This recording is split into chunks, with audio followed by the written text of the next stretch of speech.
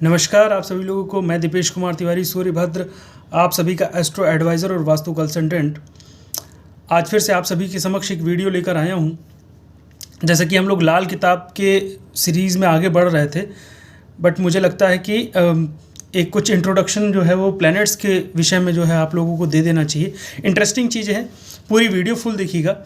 आपको मैं आज ये बताने वाला हूँ कि आज से हम ये सीरीज़ शुरू करेंगे, जहाँ तक मुझे लगता है कि सारे प्लैनेट्स को कवर करते हैं और ये देखते हुए चलते हैं कि कौन सा प्लैनेट किस तरीके की विशेषता रखता है। खासकर एक प्लैनेट का इफेक्ट जब किसी की पर्सनैलिटी पे आता है, हालांकि वैसे तो सभी प्लैनेट्स काम करते हैं किसी भी व्यक्तित्व को निखारने के निमित्त के लिए, बट लेकिन एक अगर ख़ास प्लैनेट का किसी के ऊपर प्रभाव आ रहा है तो वो कैसे प्रभाव देगा, एक प्लैनेट का क्या सिग्निफिकेंट रोल होता है किसी की लाइफ में।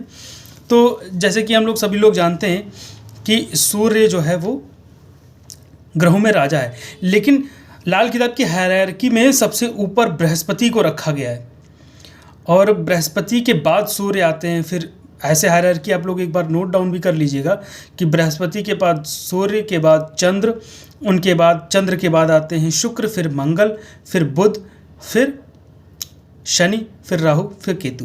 तो इस तरीके से ये हायरार्की चलती है। इस हायरार्की का अर्थ भी स्पष्ट है। जैसे कि वैदिक में हम लोग होरा जब देखते हैं तो उसके देखने का तरीका अलग होता है, लेकिन लाल किताब की होरा डिफरेंट है कि यहाँ पर प्रति एक दिन एक ग्रह की होरा पर्टिकुलर टाइमिंग पे फिक्स्ड है। चलिए इसके विषय में भी जानकारी दे देते हैं आप लोगों को कि जब सुबह होती है सूर्योदय से 2 घंटा पहले से लेकर के, यानी कि पूरा ब्रह्म मुहूर्त और सूर्योदय होने तक का पूरा जो 2 घंटे का समय रहता है, कालखंड रहता है, ये केतु की होरा मानी जाती है। तो शुरू कहाँ से होती है? सूर्योदय से शुरू होती है। सूर्योदय से 2 घंटे तक, मान लीजिए कि सूर्योदय 6 बजे हुआ तो 6 से 7, 7 से 8, ये 2 घंटे बृहस्पति की होरा रहेगी। फिर 2 घंटे सूर्य की होरा आएगी, यानी कि 8 से 9, 9 से 10, 2 घंटे सूर्य की होरा। फिर चंद्र की होरा आएगी 1 घंटे के लिए, 10 से 11। फिर उसके बाद किसकी होरा आएगी? चंद्र के बाद शुक्र की होरा आएगी 11 से 12, 12 से 1, 2 घंटे की शुक्र की होरा। 1 से 2, 2 से 3, यहाँ पर मंगल की होरा आएगी। फिर उसके बाद 3 बजे से जब तक शाम नहीं हो जाती, यानी कि इस तरीके से 2, 2 और 1 घंटे चंद्र की, फिर 2, 2, ऐसे करते हुए फिर शाम तक, जब तक शाम नहीं हो जाती पक्की, तब तक बुध की होरा चलती है। और ये जो पक्की शाम है, जिसमें जो सूर्यास्त हो जाता है सूर्य, लेकिन लालिमा अभी भी रहती है और रात्रि गहरी होने तक कि ये होरा राहु की रहती है। हम इसको मान के चल सकते हैं कि 5:30 बजे से 7:30 8 बजे तक, 8 बजे तक, 7:30 बजे तक तो राहु की होरा रहती है। तत्पश्चात शनि की होरा पूरी रात रहती है और फिर वही ब्रह्म मुहूर्त में सूर्योदय से 2 घंटे पूर्व केतु की होरा आ जाती है। ये चीज़ जानना बहुत ज़रूरी है, क्योंकि आपके जन्मदिन का समय और जन्म काल का समय, जो होरा का समय है, वो बहुत महत्वपूर्ण रखता है, भूमिका अदा करता है। हम आज बात करते हैं सूर्यदेव की। सूर्यदेव से शुरू करते हैं। ग्रहों के राजा हैं सूर्यदेव। सूर्यदेव दिखाते हैं किसी की पर्सनैलिटी को, मतलब राजा, किंग लाइक क्वालिटी है सूर्य के अंदर। तो इसका जो न्यूमेरोलॉजिकली अगर हम देखें तो इसका अकाउंट नंबर आता है 1, तो 1 नंबर इसका जो है वो सिंबलाइजेशन है। मेष राशि में उच्च का होता है, सिंह राशि इसकी स्वराशि है, तुला में ये नीच का होता है।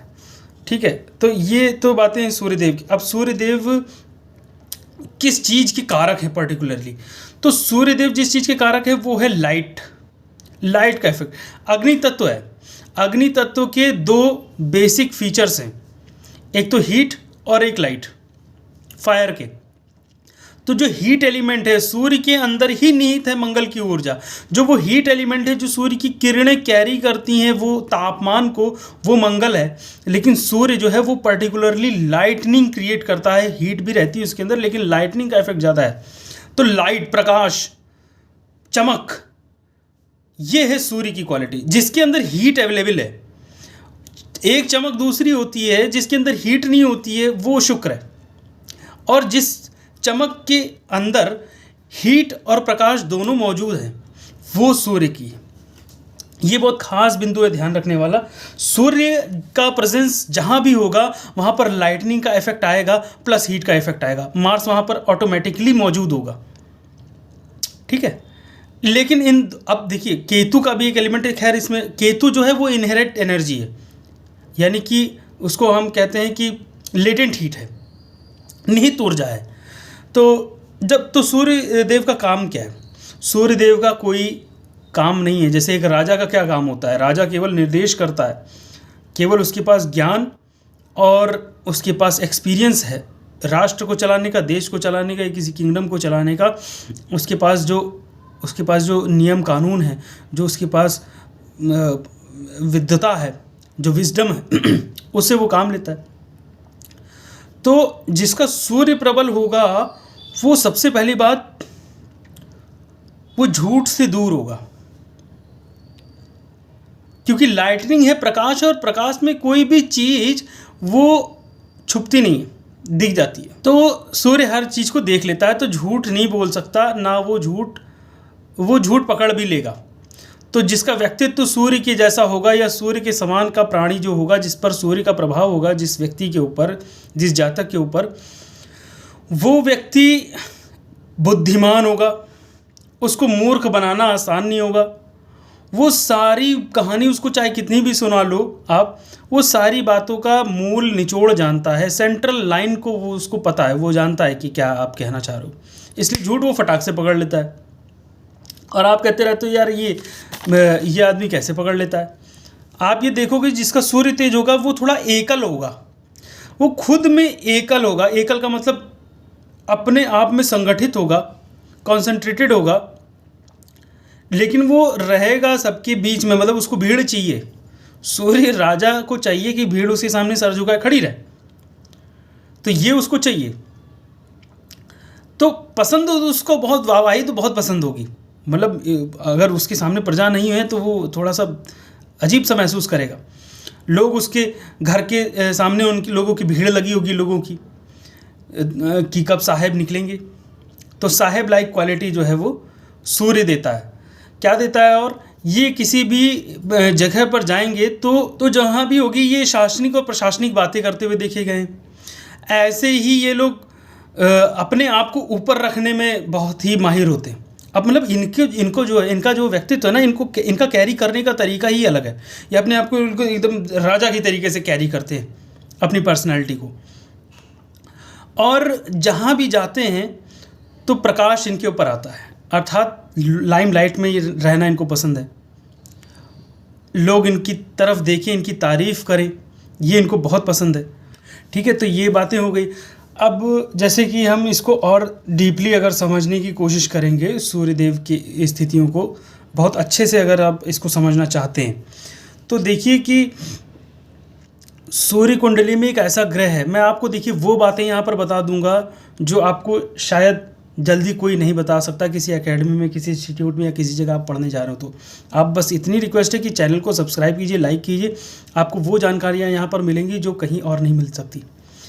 देखिए, सूर्यदेव कुंडली के अनुसार अगर हम बात करें तो छठे, 7वें, 10वें और 11वें में भी कई बार, और अष्टम में भी, ये कुछ जिसमें अष्टम और 11वां थोड़ा कम है, लेकिन ये 3, 6, 7 और 10 इन भावों में सूर्य को जो है वो नेगेटिव मानिए, कोई बहुत अच्छे रिजल्ट यहाँ नहीं देते। कहने की बात यह है कि सूर्य ही एक ऐसा ग्रह है जो किसी के साथ भी बैठेगा, ठीक है, तो अपने मित्र के साथ बैठेगा तो सहयोग करेगा, अपने शत्रु के साथ बैठेगा तो नष्ट कर देगा, बहुत सारी चीज़ें खराब कर देता है। वो हम आगे आते हैं।